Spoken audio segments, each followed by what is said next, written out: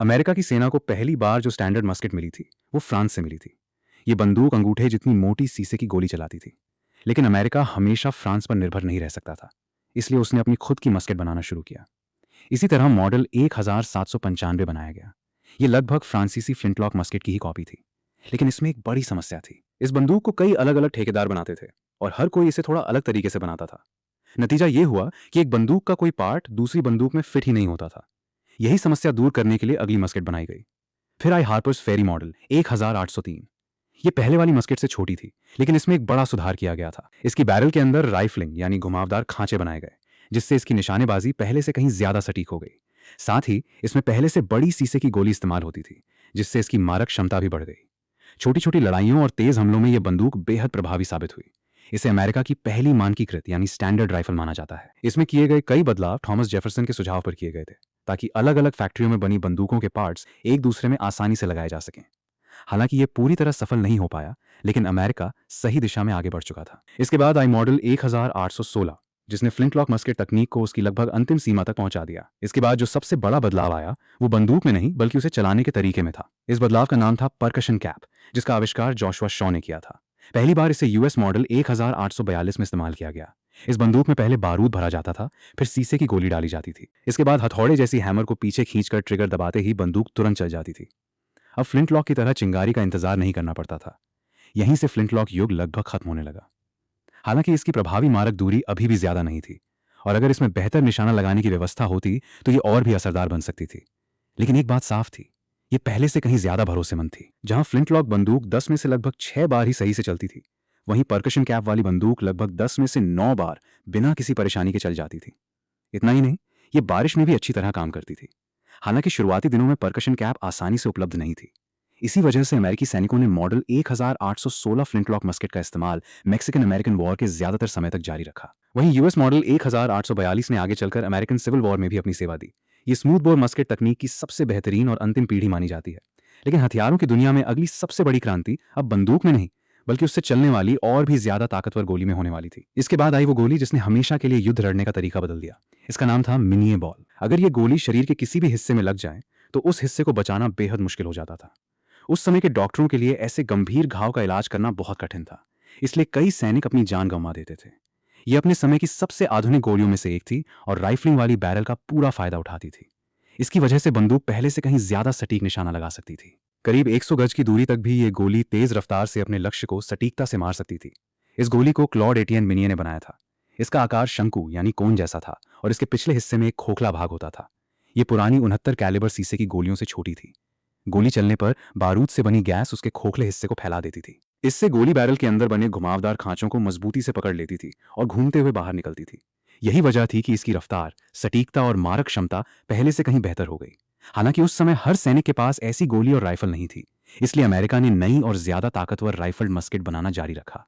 इसी दौरान मॉडल 1855 तैयार किया गया। ये 3 बैंड वाली राइफल मस्केट थी, जिसमें बेहतर निशाना लगाने के लिए अच्छे साइट्स दिए गए थे और साथ ही एक पैच बॉक्स भी लगाया गया था। मॉडल 1855 में माइनर टेप प्राइमर का भी इस्तेमाल किया गया था। ये कागज की छोटी छोटी परकशन कैप्स की एक रोल जैसी पट्टी होती थी, जो अपने आप अगली कैप आगे ले आती थी। इससे हर बार अलग से कैप लगाने की जरूरत नहीं पड़ती थी और बंदूक को दोबारा भरना थोड़ा तेज हो जाता था। इसे आप तेज और आसान फायरिंग की दिशा में उठाया गया एक शुरुआती कदम भी कह सकते हैं। लेकिन इस सिस्टम में एक बड़ी कमी थी। अगर इसमें नमी लग जाती तो पूरी टेप खराब हो सकती थी। कई बार कैप अपनी सही जगह पे नहीं पहुंचती थी, और अगर गलती से पूरी टेप में आग लग जाती तो एक साथ कई कैप फट सकती थीं। युद्ध के मैदान में यह सिस्टम ज्यादा भरोसेमंद साबित नहीं हुआ। इसी वजह से जल्दबाजी में मॉडल 1861 बनाया गया। यह बंदूक अमेरिकन सिविल वॉर के दौरान यूनियन सेना के लिए तैयार की गई थी। इसमें मेनार्ड टेप प्राइमर सिस्टम को हटा दिया गया, जिससे यह पहले से ज्यादा भरोसेमंद बन गई। गृह युद्ध खत्म होने के बाद हथियारों की तकनीक ने एक और बड़ी छलांग लगाई।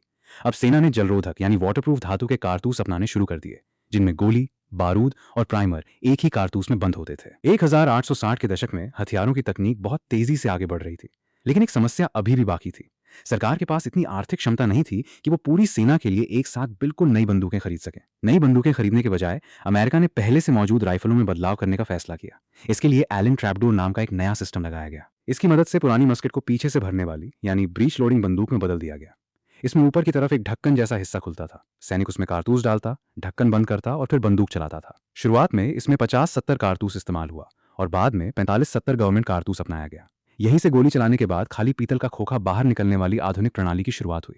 अब पहली बार सैनिक जमीन पर लेटे लेटे या किसी दीवार के पीछे छिपकर भी आसानी से बंदूक दोबारा भर सकता था। लेकिन ट्रैपडोर राइफल में अभी भी एक कमी थी। ये एक बार में सिर्फ एक ही गोली चलाती थी और इसमें काले बारूद का इस्तेमाल होता था। फिर 1890 के दशक में एक फ्रांसीसी रसायन वैज्ञानिक ने धुआंरहित बारूद यानी स्मोकलेस पाउडर विकसित किया। इस नए बारूद से ज्यादा ताकत मिलती थी और गोली चलने पर बहुत कम धुआं निकलता था। यही बदलाव आगे चलकर बार बार गोली चलाने वाली बोल्ट एक्शन राइफल के विकास का कारण बना। इसी दौर में क्रैग जर्गेंसन राइफल आई। ये अमेरिका की पहली मानक बोल्ट एक्शन सर्विस राइफल बनी।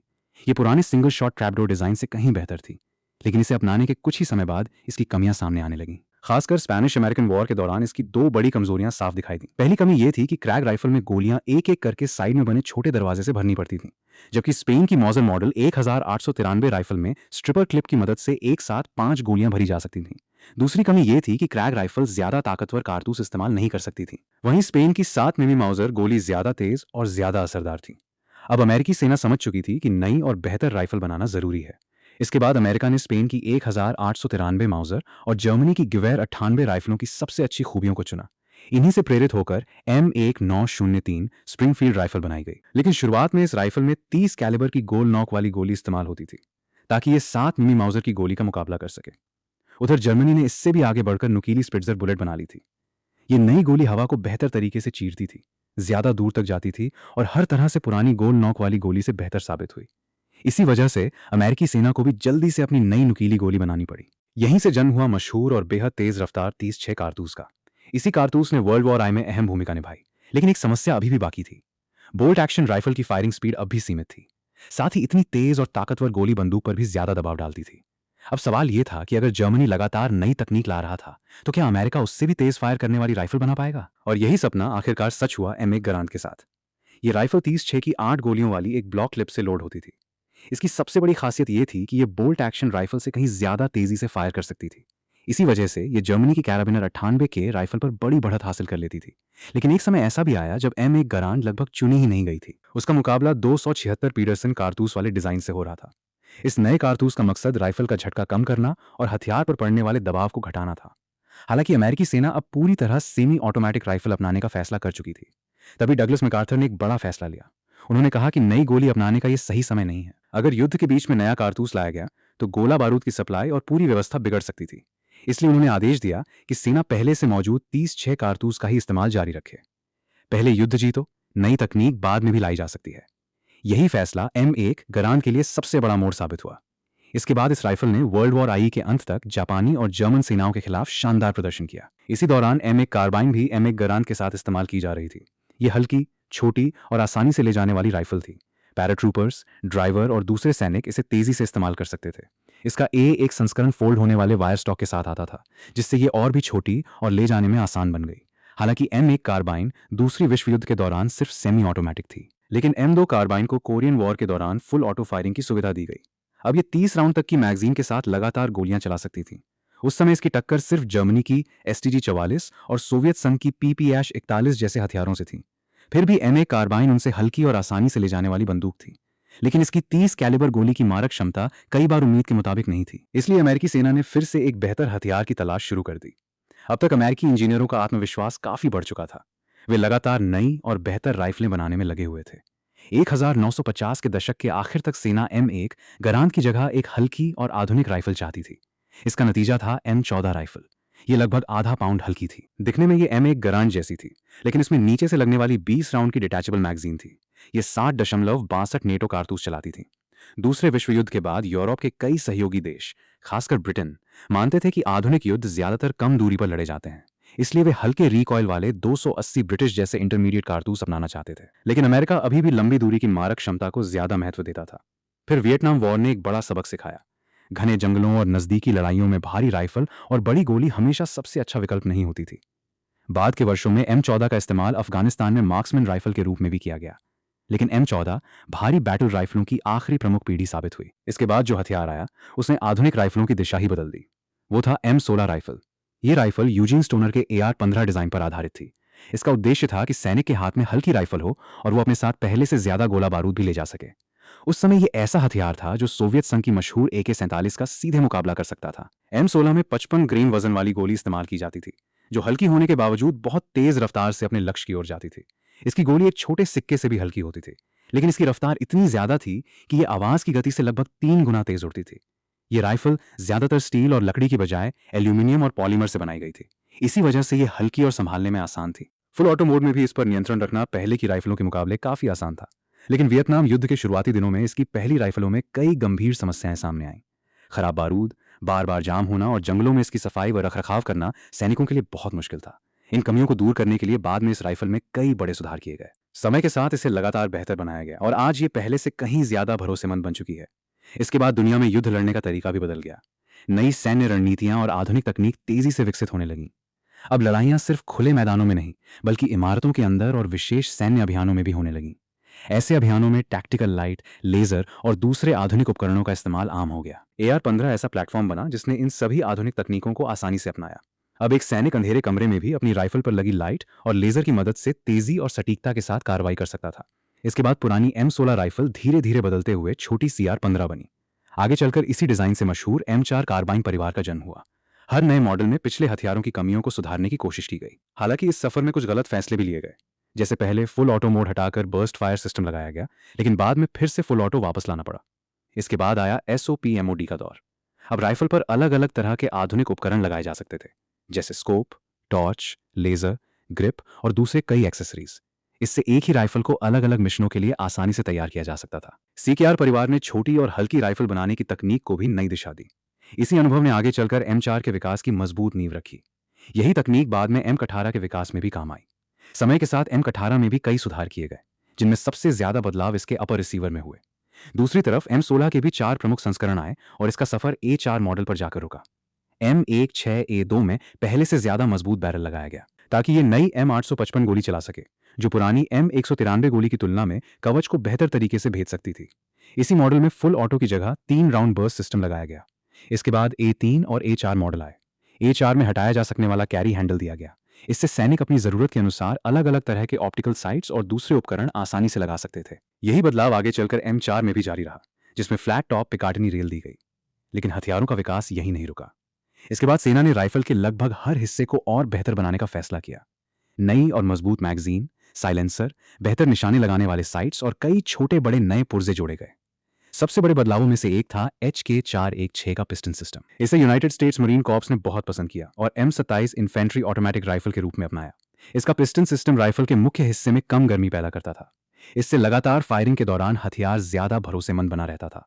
शुरुआत में इसका उद्देश्य कुछ मशीन गनों की जगह लेना था, लेकिन बाद में इसने कई जगह M16 की भी जगह ले ली। मरीन कॉर्प्स ने सेना का इंतजार नहीं किया और इसे अपने स्तर पर ही इस्तेमाल करना शुरू कर दिया, क्योंकि ये एक साधारण राइफल और ऑटोमेटिक फायर सपोर्ट दोनों भूमिकाएं निभा सकती थी।